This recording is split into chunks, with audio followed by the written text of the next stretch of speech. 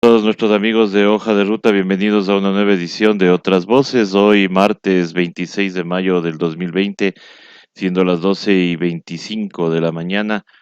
Damos la bienvenida a todos nuestros amigos que se conectan y a nuestro invitado, hoy el economista Carlos de la Torre, con quien vamos a conversar sobre algunos temas, entre ellos el informe ahí, como siempre, del señor presidente de la República, totalmente improvisado y sin cifras, sin ningún tipo de análisis y obviamente ahora con unas dos leyes, una mal llamada humanitaria, otra de finanzas públicas, pero todo esto queremos conversar con nuestro invitado. Le damos la más cordial bienvenida, doctor de la Torre, muy buenas tardes, bienvenido nuevamente a Hoja de Ruta Radio.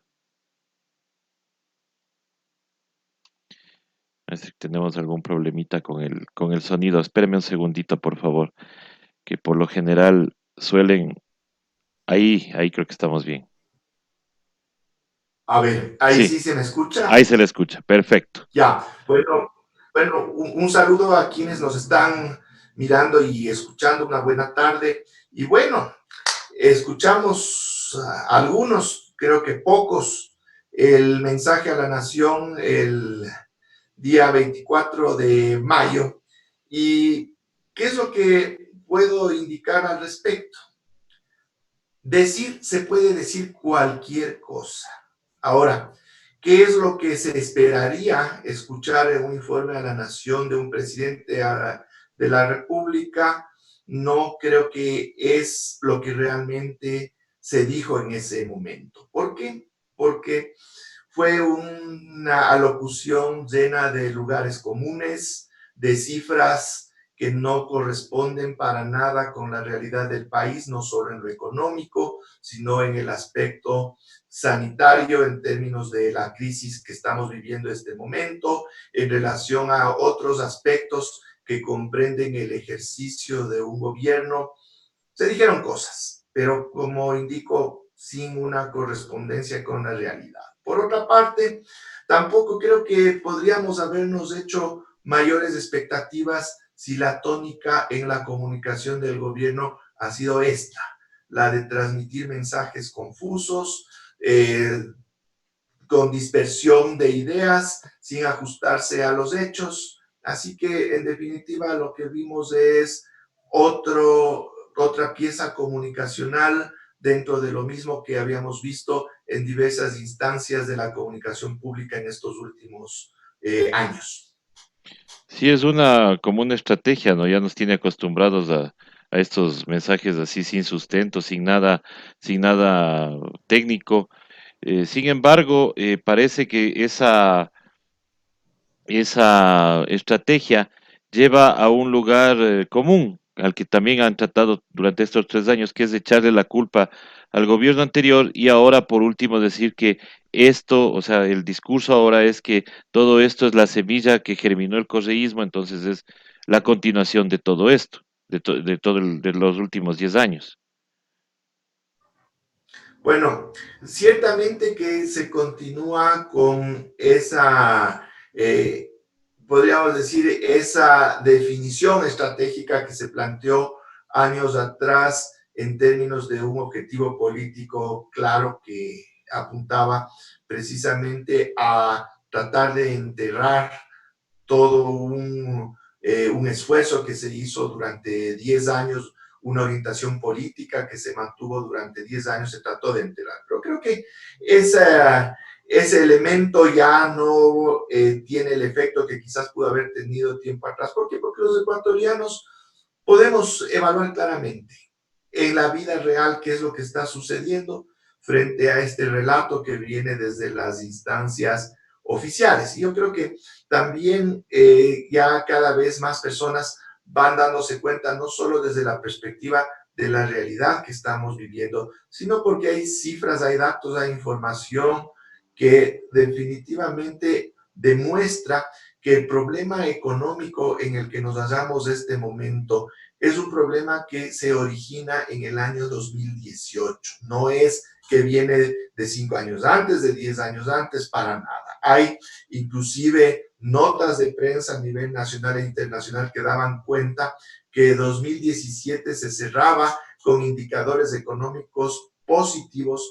Inclusive los primeros meses de 2018 presentaban una evolución de la economía desde las diferentes mediciones que se hacen sus variables que apuntaban a que el Ecuador estaba ya en una franca y sólida recuperación de su economía luego del impacto muy fuerte que esta tuvo en 2016, pero debido a un terremoto, debido a una caída abrupta de los precios del petróleo en años anteriores y también a una pérdida de competitividad de nuestras exportaciones porque el dólar se apreció en esos años anteriores. Así que funcionarios del Fondo Monetario Internacional daban cuenta públicamente de su sorpresa frente a la rápida recuperación de la economía ecuatoriana. En diciembre de 2017, la pobreza en el Ecuador alcanzó su mínimo histórico desde que se mide esta variable. Asimismo, la redistribución de la riqueza alcanzaba su mejor puntuación con el índice de Gini exactamente en diciembre de 2017. Recordemos que para ese entonces ya habían corrido 7 meses de este mismo gobierno, es decir, este mismo gobierno estaba ya disfrutando de una situación económica que le resultaba favorable al país y a su gestión. Pero ¿qué es lo que sucede? En el mes de marzo del año 2018, desde ese mes, empieza a darse este giro de timón que se consolida un año más tarde en el mes de marzo de 2019, cuando el Ecuador suscribe este compromiso con el Fondo Monetario Internacional y ya entra de lleno en la implementación de las políticas que son establecidas desde este organismo multilateral que obedece a otros intereses, no al interés nacional, y los resultados clarísimos se evidencian a lo largo de 2019 y cuando nos sorprende la crisis sanitaria del coronavirus, que evidentemente es muy poderosa, muy fuerte, el Ecuador estaba ya en una situación en su economía tremendamente deteriorada y vulnerable. Entonces nos agarra la crisis sanitaria en el peor momento de la economía nacional en décadas. Y esto no es una secuela del manejo, como digo, de años atrás. Esto se inicia a mediados de 2018. Para ir también al tema de la deuda, el presidente habló de que cogió un país, bueno, se ha hablado mucho de esto del sobreendeudamiento. Él habla de que cogió un país poco más y quebrado. Cuando usted estuvo como ministro de Finanzas, ¿realmente estuvo quebrado este país? ¿Realmente estuvo tan mal como para que el presidente hoy tenga que decir que todo esto es consecuencia de eso? No, de ninguna manera. Si fuese así, fuese cierto que el país estuvo quebrado en 2017, ¿cómo se puede explicar que al cierre de ese año la economía creció en casi 3%? El Producto Interno Bruto creció en 2017 el 2,4%, es decir, una cifra bastante adecuada, inclusive por encima del promedio de América Latina. ¿Cómo se puede pensar que el país estuvo quebrado cuando el riesgo país estaba en alrededor de 650 puntos en mayo de 2017 y en este gobierno a los 7 meses, al cierre del año, llegó a 430. Solo comparemos con los 6,000 puntos actuales. Es decir, en ese momento nosotros podíamos contratar créditos y de hecho yo lo hice porque es parte de la operación normal de todo Estado, la contratación de financiamiento, que muchas veces se lo sataniza, es parte de esa gestión si es que está bien hecha y se pudo conseguir financiamiento a tasas de 7%.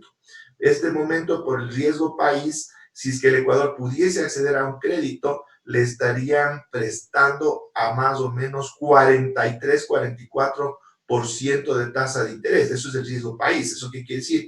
Que en este momento nadie confía a nivel internacional en la gestión de la economía nacional cuando principios de 2018 estábamos en niveles de riesgo país muy bajos en muchos años y había ahí sí una verdadera confianza a nivel internacional. Entonces, ¿cómo se puede haber alcanzado esos resultados? E insisto, con este gobierno y cuando yo estuve de ministro de Economía y Finanzas, si es que el Ecuador hubiese estado quebrado meses atrás.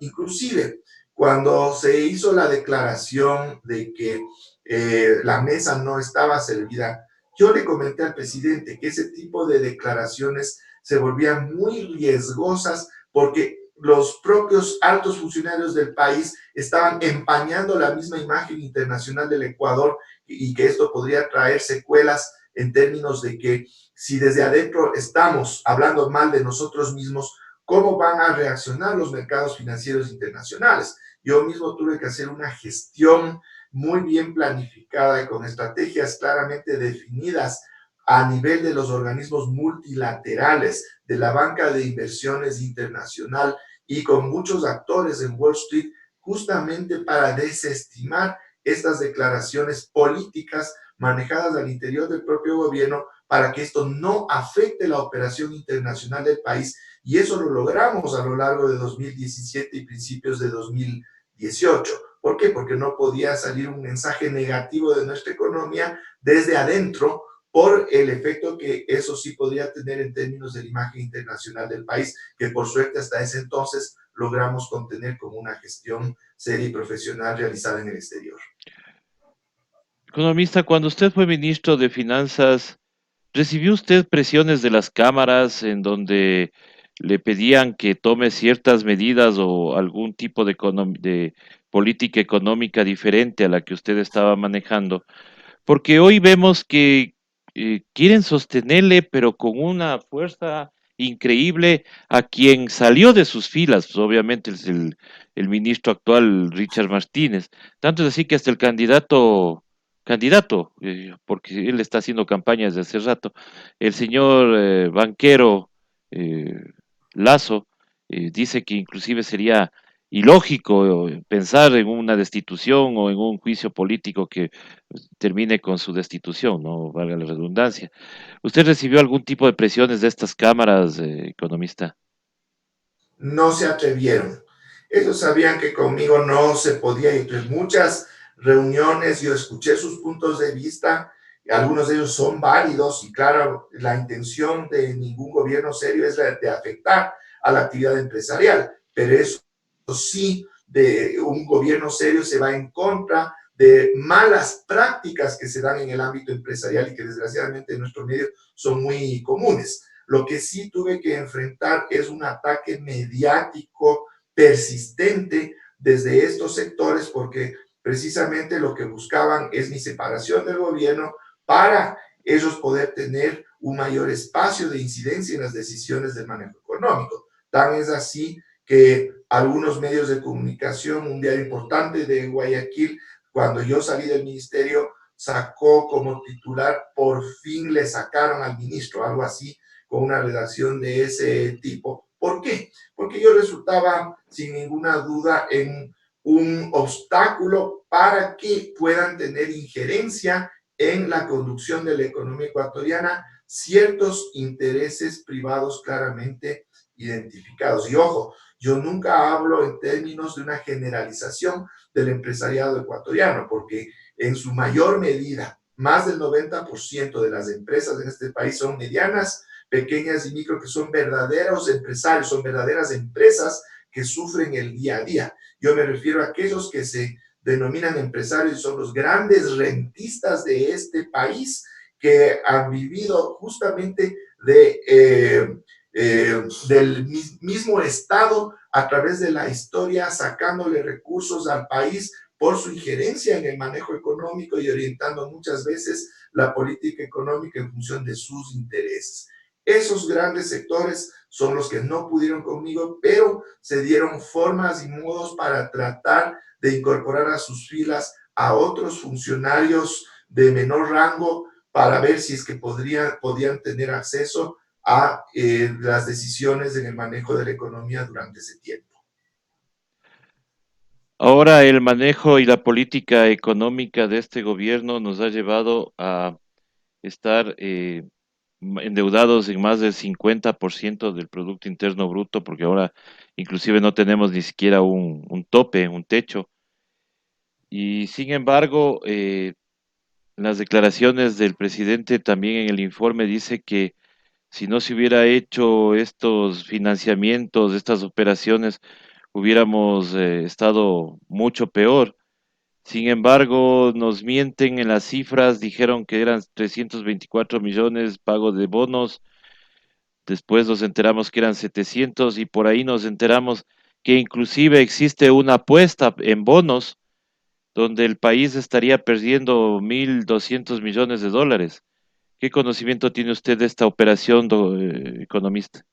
Completo conocimiento. Empecemos por qué es lo que está sucediendo con esta operación que se hizo con Goldman Sachs y luego vamos conversando un poco de la deuda cuando esta es utilizada de forma técnica y adecuada y cuando es literalmente despilfarrada. A ver, el ministro actual contrató una operación crediticia particular con Goldman Sachs, a través de la cual el país entregó a título de garantía. En realidad es lo que se llaman swaps, estas operaciones, pero es lo que, lo que opera es a la final recursos que vienen de una entidad financiera internacional, en este caso ese banco de inversiones, pero a cambio el país entrega un colateral que luego se establece la operación como una recompra, pero en realidad es una garantía, y en este caso se entregó aproximadamente 1.200 millones de dólares en bonos soberanos en términos de este colateral o garantía. Entonces, ¿qué significa esto?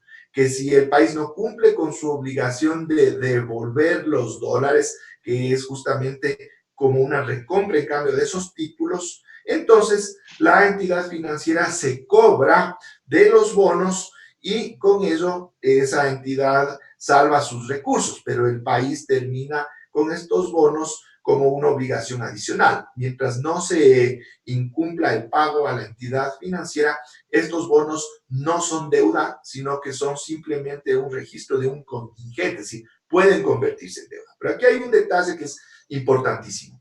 Esos bonos tienen un valor nominal, es decir, el valor que está escrito en el papel o en el registro informático, porque son bonos desmaterializados en esta época. Pero ese valor que tiene el papel depende justamente de cómo se están negociando el resto de papeles o de bonos del país en los mercados financieros internacionales, y esas negociaciones y esos valores dependen del riesgo país. Si la economía va por un mal camino y ese riesgo país se incrementa, el valor de esos bonos se reduce y se empiezan a negociar con descuento, que se llama. Si un papel vale 100 dólares y el riesgo país sube, y de tal manera que ya los negociadores de estos papeles consideran que no vale los 100 por el riesgo que tiene el país de incumplir sus obligaciones, y ese papel presenta un descuento de 30, de 40% como está presentando ahora, ese papel ya no vale 100, ya valdrá 60, valdrá 50. Entonces, ¿qué sucede con estas garantías que entregó el Ecuador a este banco de inversiones? Justamente ya perdieron ese valor que tenían en principio por el mal manejo de nuestra economía. Entonces la entidad financiera lo que exige es que el país complete ese valor de la garantía, pero ahora sí en contante y sonante. Entonces eso es lo que sucede. Al país le toca poner ahora con recursos frescos en contante y sonante la diferencia respecto del valor que perdieron esos bonos, que perdió esa garantía. Entonces, si no hace eso, le ejecutan esos bonos y eso implica más deuda y más problemas financieros para el país. Esa es la operación que se estableció con esta banca de inversiones, esa es la apuesta que se dice. ¿Por qué? Porque se realizó esta operación entregando una garantía con bonos soberanos que, si es que le va mal al país, que es lo que está sucediendo en este momento, esos bonos soberanos se pueden convertir en deuda, y para que esto no suceda, el país tiene que reponer su valor para mantener la garantía. Ahora, Economista, pero antes de ir al tema de la deuda, pero esto es potestad del ministro hacer este tipo de apuestas, o sea, puede hacerlos sin dar a conocer al país qué es lo que está haciendo con con el dinero de todos. bueno, de hecho, se esperaría y se supone que la información es pública, y aquí hay una responsabilidad adicional. Todo este tipo de operaciones las hace el ministro, pero tiene que tener un informe favorable de lo que se llama el comité de deuda.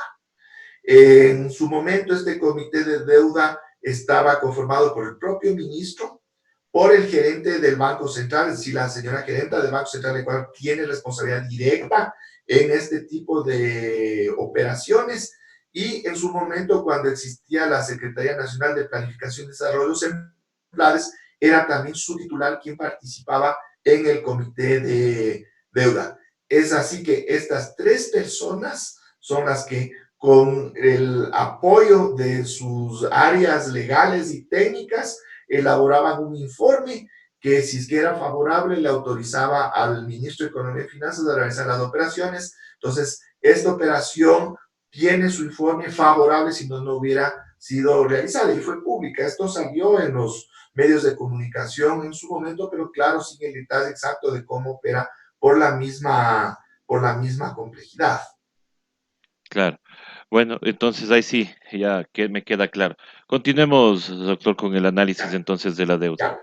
Ahora, muchas veces se critica o se sataniza la deuda, pero en este caso, la deuda que contrata un gobierno puede asimilarse a la situación de una familia que también puede contratar una deuda, sino cómo se compra una familia una casa, cómo se compra un automóvil, porque es evidente que la mayoría de las personas no tienen los recursos para poder comprar de contado una casa, por ejemplo. ¿Ya? Entonces, en el caso de los gobiernos, hay que entender que los ingresos y gastos corrientes que tienen su operación, en particular en relación a los ingresos que en el caso del Ecuador son básicamente producto de la recaudación tributaria, apenas alcanzan para cubrir ciertos servicios públicos que entrega el Estado. En el caso ecuatoriano, con los impuestos se financia básicamente lo que es educación, salud y seguridad, y evidentemente otros trámites y otras gestiones que hacen las diferentes carteras del Estado. Pero esos recursos ni aquí en el Ecuador ni en ninguna parte del mundo son suficientes para la otra función sustancial que tiene el Estado. Yo les pregunto a quienes fungen de empresarios, que gracias a quién disponen de carreteras para poder trasladar con Correcto. seguridad la mercadería, tanto la que producen como aquellos bienes que entran como insumos a sus procesos productivos. Este mismo momento estamos nosotros conectados por Internet, pero Internet, si bien nos sirve a las personas naturales, la utilización del Internet mayoritariamente se realiza a nivel corporativo. ¿Dónde está o quién es el que provee de las conexiones de Internet a nivel internacional? Recordemos que hasta hace algunos años la única conexión al Internet mundial que tenía el Ecuador era a través de un ramal desde Colombia. Todavía existe ese ramal, pero ya el Ecuador puede disponer de un Internet de mucha mejor calidad desde hace más de una década, porque se estableció ya una conexión directa al cable submarino que pasa por las costas sudamericanas. También les quiero preguntar a los señores empresarios, la energía eléctrica con la que operan sus fábricas a bajo costo, que les evita tener que gastar en generadores propios y el consumo de derivados del petróleo para poder ellos tener energía eléctrica, ¿de dónde sale? De una inversión pública enorme en comunicaciones, telecomunicaciones, energía. Los señores empresarios que como requisito para contratar hasta el último de sus trabajadores imponen que sea bachiller. Bueno, el último de sus trabajadores, que al ser una persona que no tiene muchos recursos, ¿dónde se educó?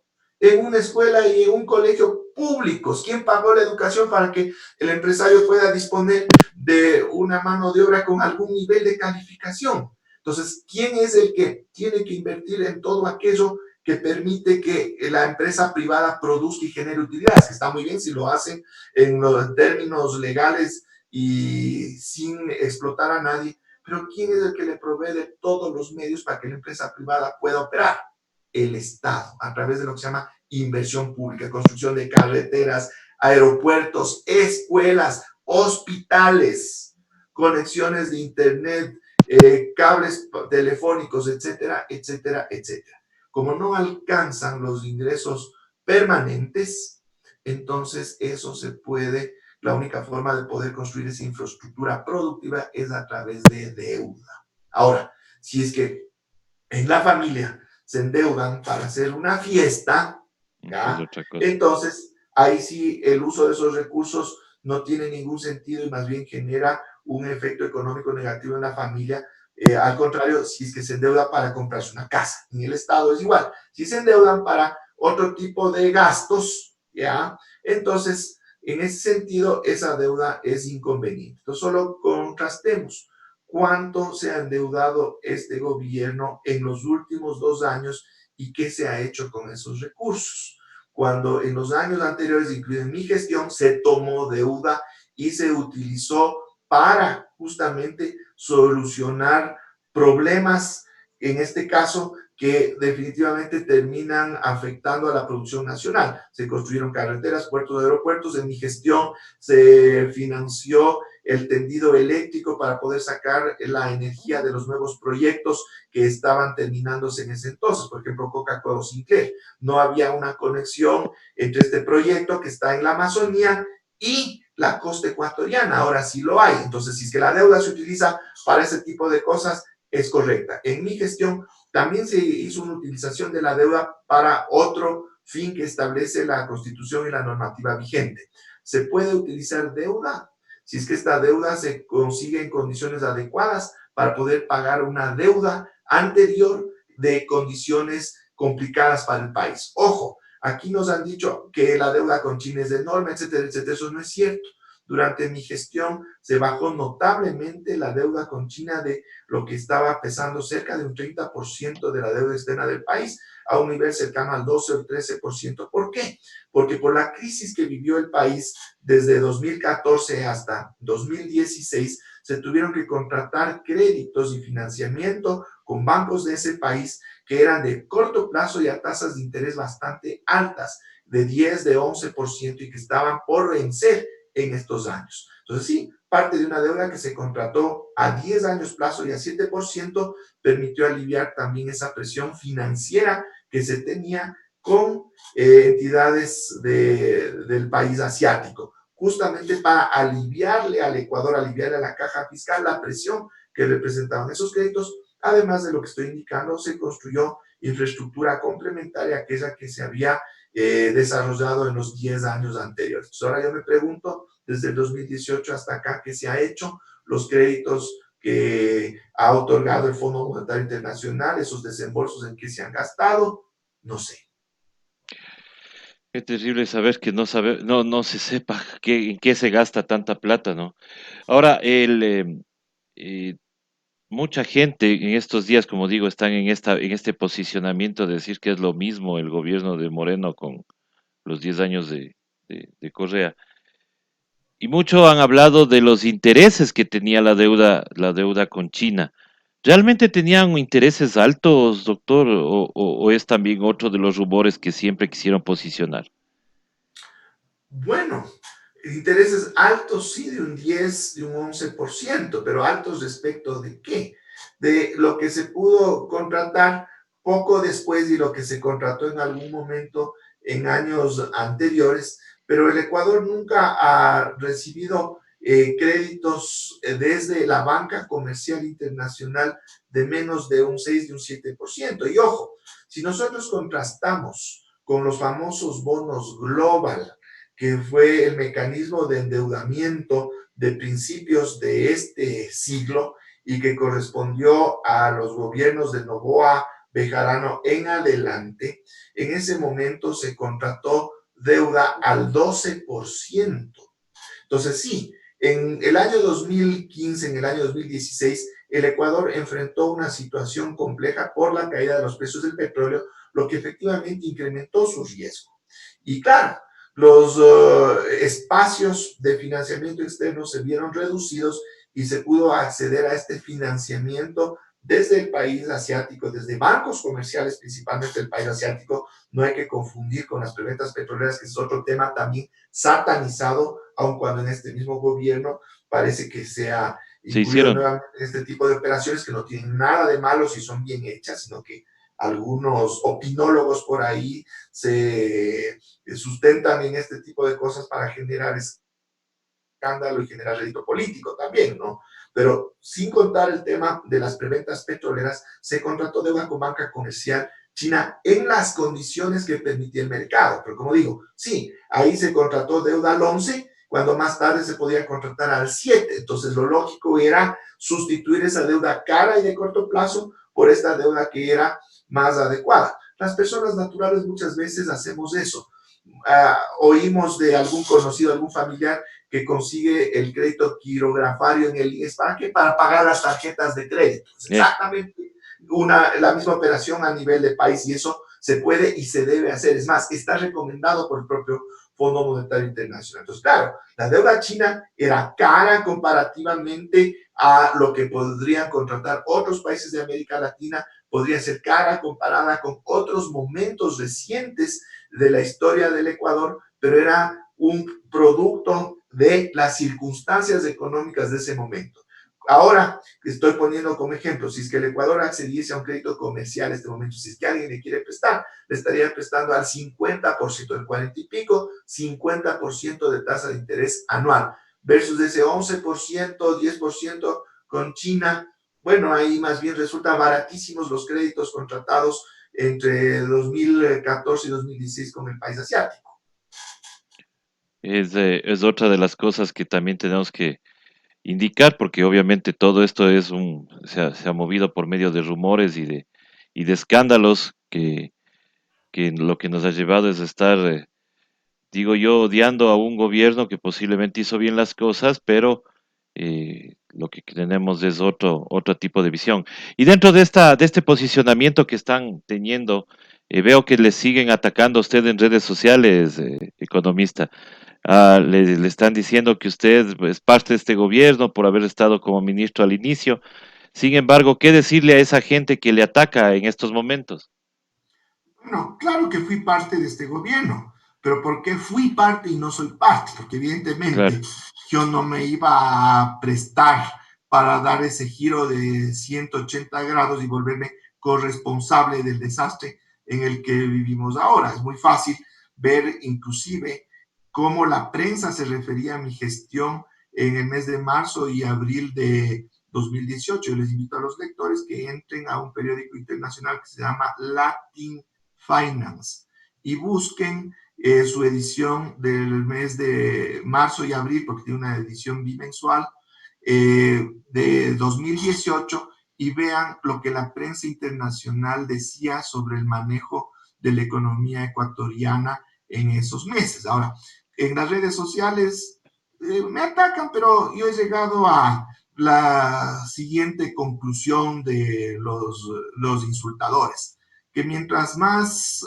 mayores el calibre de los insultos que yo recibo, es porque mayor impacto tienen mis opiniones. claro. También creo que la mayoría de mis insultadores vienen de familias chicas, porque la mayoría de mis insultadores nunca pasan de 5 seguidores. Y encima creo que sus nombres son bien feos, porque todos mis insultadores tienen alias. Claro. Además de que parece que son novatos porque estos insultadores recién tienen cuentas en las redes sociales desde octubre de 2019, así que con eso ya sabemos quiénes me insultan y más bien, como algún sabio francés decía en algún momento, si no tienes enemigos es porque no te sonríe la fortuna. Eso es lo que puedo decir. Muy bien dicho, economista. Economista, ¿y ahora qué se viene? ¿Cómo sería esta economía post-COVID del Ecuador? O sea, obviamente no tenemos muchas esperanzas de acuerdo a lo que estamos viendo, pero ¿cuál sería su análisis, doctor? Ya, es evidente que a nivel mundial todos los países van a salir de la crisis sanitaria con sus economías en situaciones bastante graves, ¿ya? Inclusive independientemente de cómo les encontró el coronavirus, porque el efecto fue devastador a nivel mundial. Ahora, lo que cuenta es qué se está haciendo en estos mismos momentos en las economías del mundo para atenuar esos impactos y qué van a hacer en la etapa post-COVID-19. Y ahí es donde surgen las preocupaciones del Ecuador. A ver, ¿qué es lo que pasa? Medidas concretas y adecuadas que sigan la tendencia del mundo en el sentido de que en la mayor parte del planeta los economistas serios, los políticos serios están haciendo verdaderos esfuerzos en el sentido positivo para sacar sus economías. Resulta que en el Ecuador estamos marchando en el camino opuesto. Y y ese camino opuesto es justamente el sendero que fue trazado en el acuerdo con el Fondo Monetario Internacional, vigente desde marzo del año 2019. Es decir, estamos cumpliendo a rajatabla los famosos 10 mandamientos o decálogo del consenso de Washington, que es como se llama a las directrices emanadas desde este organismo. Y estas medidas lo que apuntan es en general a configurar esquemas macroeconómicos favorables al capital transnacional en una lógica de expoliación de los recursos locales. Entonces, ¿qué es lo que estamos mirando? Que se están implementando el resto de medidas que no pudieron implementarse en meses anteriores, porque ya en octubre hubo una respuesta social durísima que frenó la implementación de estas medidas que se han reactivado en este momento. Entonces, vamos a ver con la famosa ley de ayuda humanitaria, que yo creo que ya se ha dicho hasta la saciedad que de humanitaria no tiene nada, Nada. sino de inhumana, porque lo que estamos mirando en este momento es que aquí vino la precarización laboral tan solicitada desde estos grupos empresariales rentistas, no desde los verdaderos empresarios, porque esos trabajan dentro de la legalidad y la ética, ¿ya? Entonces, ya se logró introducir el tema de la precarización laboral. Pero ahora viene otro elemento que es importante, que quizás no se ha analizado mucho. Esta segunda ley que se la pasó con carácter de urgente cuando no tiene nada de urgente y sus efectos aplicarán para el siguiente gobierno, que es esta famosa ley de ordenamiento de las finanzas públicas, como que si estuvieran desordenadas. Entonces, en términos conceptuales, para que la gente nos entienda, en el manejo económico existen de las diferentes políticas que se pueden aplicar dos que son súper importantes y justamente para poder enfrentar situaciones coyunturales como la actual. Son la política monetaria y la política fiscal. Pero en el caso del Ecuador, por estar dolarizados, no disponemos de los instrumentos más fuertes de la política monetaria que sí disponen los países con moneda propia. Es decir, nuestra política monetaria ya viene muy disminuida por el mismo hecho de que estamos dolarizados. Entonces, ¿qué política nos queda para poder conducir al país, especialmente cuando sufre de impactos económicos importantes de corto plazo? Es la política fiscal. Y resulta que con esta ley lo que hicieron es amputarle al país la política fiscal. Es decir, para poner un ejemplo quizás burdo, pero muy ejemplificador, como que a un tuerto le revienten el ojo bueno. Eso es lo que Claro. le acabaron de hacer al Ecuador. ¿Ya? Entonces, ¿por qué? Porque esto entra dentro de la lógica esta perversa de estas políticas que vienen de los organismos multilaterales que pretenden dejarle al mercado exclusivamente el manejo de la economía, es decir, para que sea la ley de la selva donde el más fuerte gane y claro, desde el exterior es que traen los leones para que en esta selva sean los que se coman al resto los que estamos acá. Qué terrible. Realmente. no es un panorama muy alentador el que tenemos más que todo por este manejo económico que tenemos en este momento.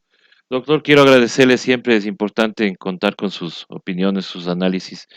Eh, la ciudadanía, pues obviamente requiere de diferentes puntos de vista y este es uno de esos es el suyo, es el más importante. Doctor, su mensaje final a la ciudadanía. Bueno, lo que quiero transmitir es que si bien el panorama del futuro inmediato es totalmente oscuro, hay luces de esperanza. Todo esto que está pasando y esta conducción económica y política que nos ha llevado ya a un abismo, no sé si todavía, si ya habremos llegado al fondo, pero esto también es temporal, es decir, si es que los ecuatorianos votamos con conciencia en el siguiente proceso electoral y hacemos que valga nuestro voto, esto puede revertirse con otra gestión responsable que apunte hacia objetivos nacionales. Todo este desastre puede revertirse. El problema es que estamos sufriendo y vamos a seguir sufriendo mientras dure este tiempo hasta que se pueda dar la vuelta a este manejo. Pero se lo puede hacer, sí, todo lo que se está haciendo este momento no es que es permanente y que no es reversible, es totalmente reversible y se lo puede hacer por las vías adecuadas y está en nuestras manos como sociedad tomar las decisiones correctas en ese sentido. Muchísimas gracias, doctor. Muchísimas gracias a todas las personas que se han conectado a esta entrevista, a este análisis con el doctor Carlos de la Torre, a quien le agradecemos nuevamente por estar siempre con nosotros. Nosotros estaremos regresando 2 de la tarde con más entrevistas aquí en Otras Voces. Muchísimas gracias y hasta pronto. Muchas gracias, hasta luego. Gracias, doctor.